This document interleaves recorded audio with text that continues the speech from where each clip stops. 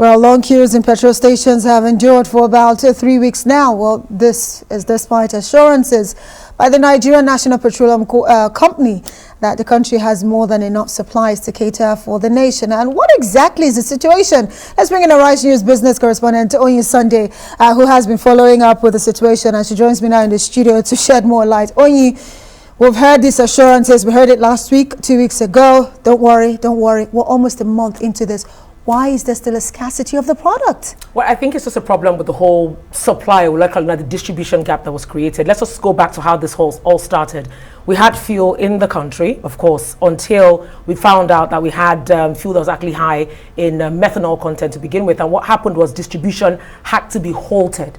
Understand, this was actually something going around the country. It had to be halted, it had to be called back as well. So what that meant was, in as much as authorities said we had just a very little, supply that was affected, it really reverberated across the country.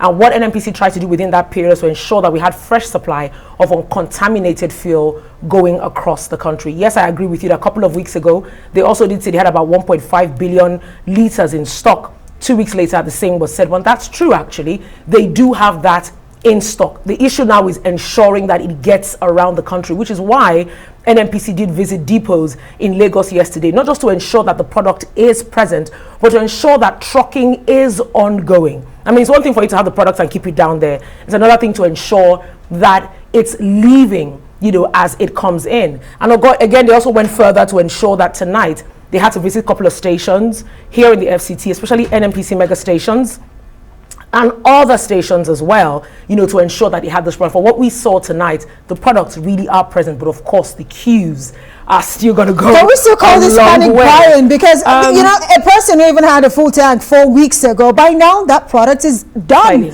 in the vehicle.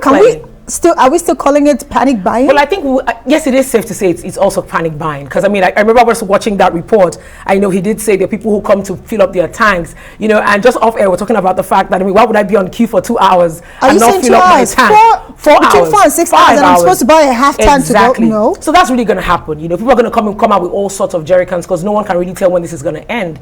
But I think what the NNPC is really trying to do right now is to assure Nigerians that, look, let's leave the numbers we've mentioned before. The fuel is present. Hopefully, I'm also keeping my fingers crossed on that one. Hopefully, we're going to see an end to those queues in the new week we're going into, because they visited Pinnacle Depot, also visited Total Energies Depot in Lagos, and that confirmed that we have the product here in the country. Visiting stations that I saw tonight, it's also clear that the products are there. Back to your question on why we still have this. I will go back to a briefing that took place about 2 days ago. And there was something that was hinted, something sinister really was hinted by the NUPEG chairman and the NNPC CEO. And of course, the Minister for Petroleum, Minister of State for Petroleum also hinted that as well. Now, there are people who really just thrive in situations like this, Absolutely. Right? Clearly, seeing the confusion that's going around, or the fact that one body's actually trying to make an attempt to correct things, begin to sit there to take advantage of the situation. I think somewhere behind closed doors or whatever, there were speculations of an increase in pump price. So automatically people tend to hold on to the product they have. On an inspection tour with NMDPR also last week, we did see that the stations that had over 30,000 liters of fuel but refused to sell. And they were instructed. Were they sanctioned, at least? That is what I was. That's inhumanity I was actually to man. looking forward to that. At the time it happened in Lagos, and they were instructed to sell for free.